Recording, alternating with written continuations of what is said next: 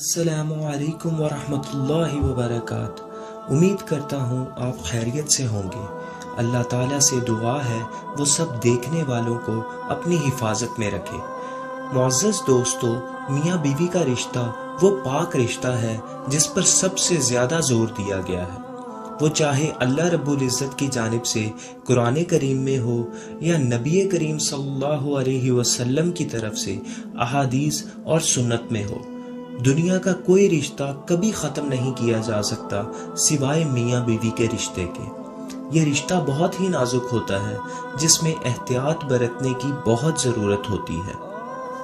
دنیا میں میاں بیوی کا رشتہ ہی وہ واحد رشتہ ہے جس کو سب سے آسانی سے جوڑا جا سکتا ہے اور اتنی ہی آسانی سے اسے توڑا بھی جا سکتا ہے۔ اس ویڈیو میں ان گناہوں کے بارے میں بتایا جائے گا کہ جن گناہوں کے ارتکاب کرنے سے نکاح کا بندھن از خود ٹوٹ جاتا ہے اور آپ کی بیوی آپ کے لیے حرام ہو جاتی ہے۔ اس لیے ان گناہوں کے بارے ہر کسی کو علم بھی ہونا چاہیے اور ان گناہوں سے اپنے آپ کو دور بھی رکھنا چاہیے۔ کلمہ پڑھنے کے ساتھ ہی ہر مسلمان اسلامی احکام اور اسلامی شریعت کا پابند ہو جاتا ہے اور اس کے لیے لازم ہو جاتا ہے کہ وہ اپنی زندگی کو اسلامی شریعت کے تابع کرے۔ شریعت میں جن احکام کو کرنے کا حکم ہے ان کی پابندی کرے اور شریعت میں جن کاموں کی ممانعت ہے، منع کیا گیا ہے، ان کاموں سے اپنے آپ کو دور رکھے، کیونکہ اللہ نے اپنے بندوں کے لیے حدود قائم کر رکھی ہیں اور ان کی پابندی کا حکم دیا ہوا ہے۔ قرآنی تعلیمات مسلمان کو یہ بتاتی ہیں کہ اس نے کیسے زندگی بسر کرنی ہے، کس رشتے کے ساتھ کیا سلوک کرنا ہے اور کیا سلوک نہیں کرنا۔ قرآن نے ہر رشتے کے اپنے اپنے حقوق مختص کر دیے ہیں اور ان کی حدود بھی بتا دی ہے۔ اگر ان رشتوں میں ذرا برابر بے احتیاطی کی جائے تو بیوی ہمیشہ کے لیے حرام ہو جائے گی، یعنی ایسا ہونے سے میاں بیوی کا نکاح ٹوٹ جاتا ہے۔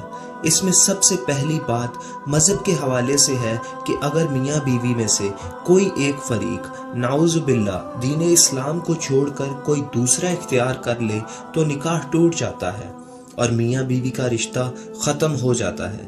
اگر اس کے بعد وہ ایک دوسرے کے ساتھ رہیں گے تو یہ حرام ہوگا۔ اسی طرح سے رشتوں کے حوالے سے جب بیٹا 7 سال سے اوپر کا ہو جائے تو اس کو چاہیے کہ وہ ماں کے ساتھ نہ سوئے، اور اسی طرح بیٹی جب 7 سال سے اوپر کی ہو جائے تو وہ اپنے باپ کے ساتھ ہرگز نہ سوئے۔ یہ شرعی حکم ہے، اس لیے اس کی پابندی بہت ضروری ہے۔ شریعت نے یہ احکام اس لیے نافذ کیے ہیں کہ اگر ان احکامات کی پاسداری نہ کی گئی تو ان کا نتیجہ بڑا خطرناک ہے۔ اسی طرح سے جب بیٹی 9 سال کی ہو جائے تو باپ کو چاہیے کہ اسے پیار کرنے میں احتیاط کرے۔ باپ کو چاہیے کہ اگر وہ پیار کرنا بھی چاہے تو صرف بیٹی کے سر پر ہاتھ پھیرے، بوسہ لینا ہو تو بھی سر پر بوسہ لے۔ اسی طرح سے باپ کو چاہیے کہ اپنے جسم کو بیٹی کے جسم سے دور رکھے، کیونکہ اگر خدا نہ خواستہ احتیاط نہ برتی گئی اور کہیں باپ نے بیٹی کو ایسے پیار کر لیا کہ باپ کی شہوت یا بیٹی کی شہوت ابھر گئی تو ایسی صورت میں اس شخص کے لیے اپنی بیوی یعنی اس کی بیٹی کی ماں ہمیشہ کے لیے حرام ہو جائے گی، اس کا نکاح ٹوٹ جائے گا، اور یہی حکم ماں اور بیٹے کا بھی ہے۔ اس لیے ہماری اپنی بہنوں سے گزارش ہے کہ وہ اپنے بیٹوں سے پیار کرنے میں احتیاط برتیں، احکام شریعت کے مطابق ان کو اپنے بستر سے اور اسی طرح سے بہنوں کے بستر سے دور کریں۔ آج کل دین سے دوری اور اسلامی تعلیمات کو نہ سیکھنے کی وجہ سے پہلے لاڈ پیار میں بچوں کو بگاڑا جاتا ہے اور ان کو ان کی حدود نہیں بتائی جاتی اور پھر بعد میں رونا رویا جاتا ہے، جو بعد میں بے سود ہوتا ہے۔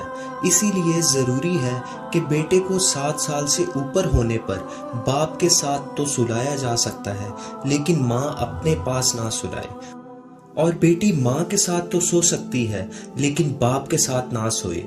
آج کل رشتوں میں تو بے تکلفیاں اختیار کی جاتی ہیں اور ان بے تکلفیوں کو برا نہیں جانا جاتا جو بعد میں اس حد تک چلے جاتے ہیں کہ پھر مولوی اور مفتی حضرات کے پیچھے گھومتے پھرتے ہیں کہ ایسی صورت ہو گئی ہے، اب کیا کریں، کوئی راستہ نکالیں، خدارا احکام شریعت کو سیکھیں، ان کو وقت دیں، ان کے مطابق زندگی بسر کریں تاکہ ہمارے گھروں میں کوئی ایسی نوبت نہ آنے پائے۔ شریعت نے اس لیے یہ احکام صادر کیے ہیں کہ دو مخالف جنس ایک جگہ اکٹھے نہ رہیں، کیونکہ جب دو مخالف جنس ایک جگہ اکٹھے ہوتے ہیں تو تیسرا شیطان ہوتا ہے۔ شیطان پھر ان کے درمیان وسوسہ ڈال دیتا ہے، کیونکہ اس کا کام ہی گمراہی کی طرف لے کر جانا ہے۔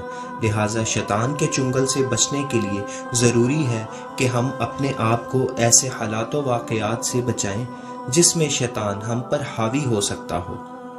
ایک اور رشتہ جس میں احتیاط کی ضرورت ہے وہ ہے ساس اور داماد کا نکاح کے بعد بیوی کی ماں کو بھی ویسے سمجھا جائے جیسے اپنی ماں کو سمجھا جاتا ہے، اور مردوں کو چاہیے کہ وہ اپنی بیوی کے رشتہ داروں کو اچھا سلوک رکھے، جیسا اس کی بیوی اس کے والدین کا احترام کرتی ہے ویسا ہی برتاؤ وہ بھی اپنی بیوی کے والدین کے ساتھ رکھے۔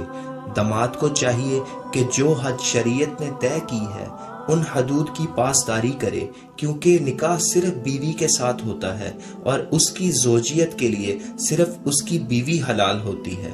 لہٰذا باقی رشتوں کے ساتھ برتاؤ میں ایک مرد کو بڑے احتیاط کی ضرورت ہوتی ہے۔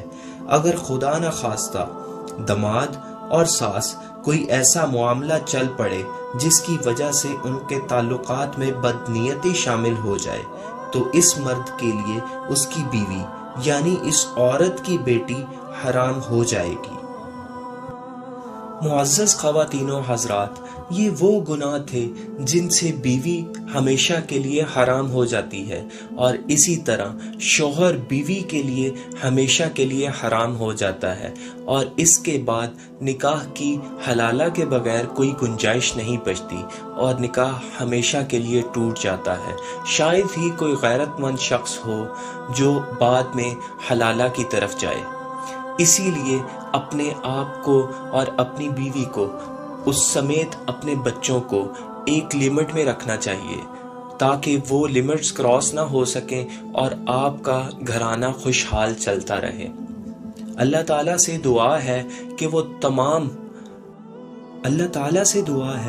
وہ میاں بیوی کے تمام رشتوں کو اپنی حفاظت میں رکھے اور تمام میاں بیوی کے دلوں میں محبت پیدا کرے اور ان کو ان برے کاموں سے اگر وہ ان میں ملوث ہیں تو ان کی حفاظت فرمائے۔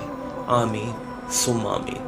معزز ناظرین، اگر آپ کو میری یہ کوشش پسند آئی ہے اور اسی طرح کے اسلامک ویڈیوز اور اسلامک لیکچرز آپ دیکھنے میں دلچسپی رکھتے ہیں تو نیچے ریڈ کلر کا بٹن، سبسکرائب کا بٹن، اس کو پریس کریں اور ساتھ ہی ساتھ بیل آئیکن کو یعنی گھنٹی کے بٹن کو بھی دبا دیں تاکہ ہر نئی آنے والی ویڈیو کا نوٹیفیکیشن آپ کی موبائل سکرین پر آپ کو ملتا رہے۔ اللہ تعالی ہم سب کو اپنے حفظ و ایمان میں رکھے اور ساتھ ہی ساتھ ہم سب پر اپنا کرم اور فضل بنائے رکھے۔ آمین ثم آمین۔